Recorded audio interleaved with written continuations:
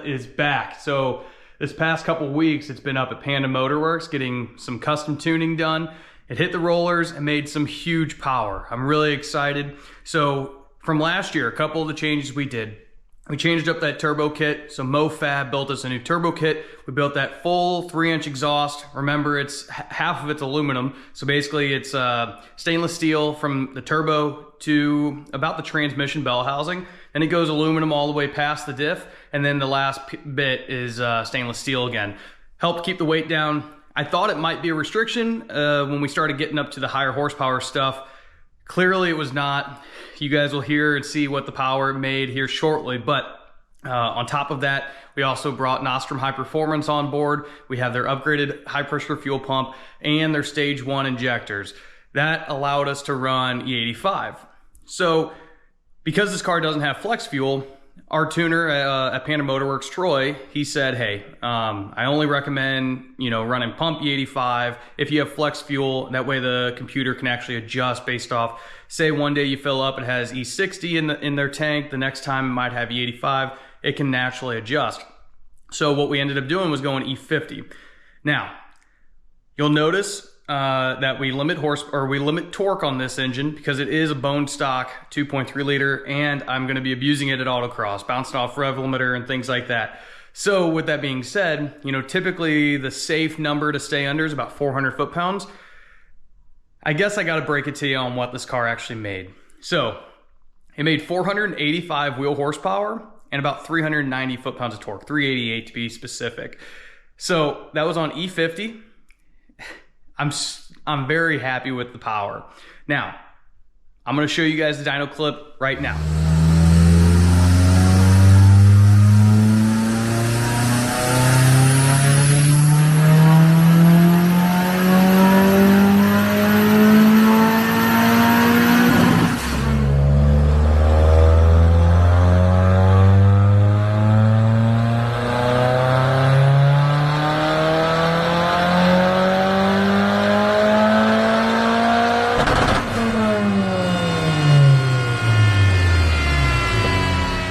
Sounds awesome, pulled super clean.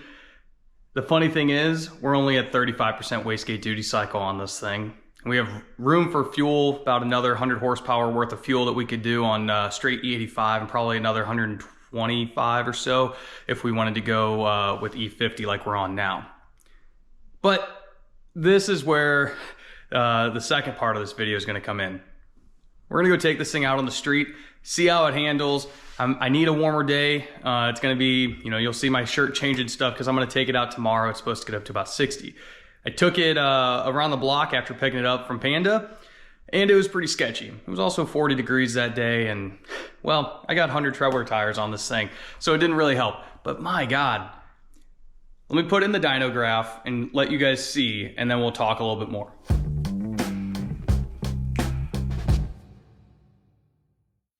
So as you see, the power is climbing at a constant rate, which is fantastic. You can clearly see that we limited torque. It's a tabletop. It can't get any flatter than that. So anyway, let's go take it out, take it around the block, do a couple pulls on it. It's a hoot.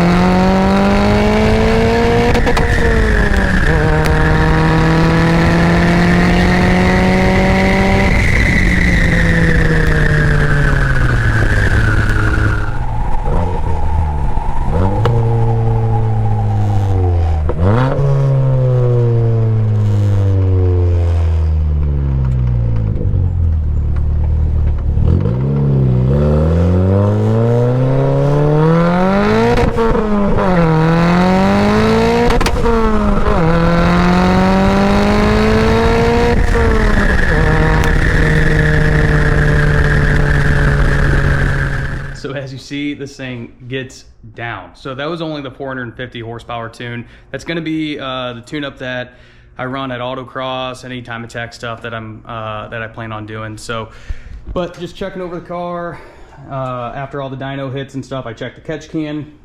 Barely anything came out, just literally like one drop I got on my finger while I was pulling the drain off. Just looking over everything, no leaks. Check the oil, everything looks good, coolant's good.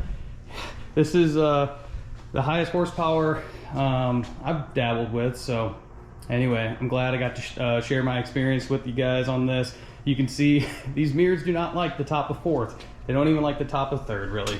Here's this one over here. It's pathetic. You can see my, I tried putting Permatex in there to like make it a little bit better. It just doesn't do much, so.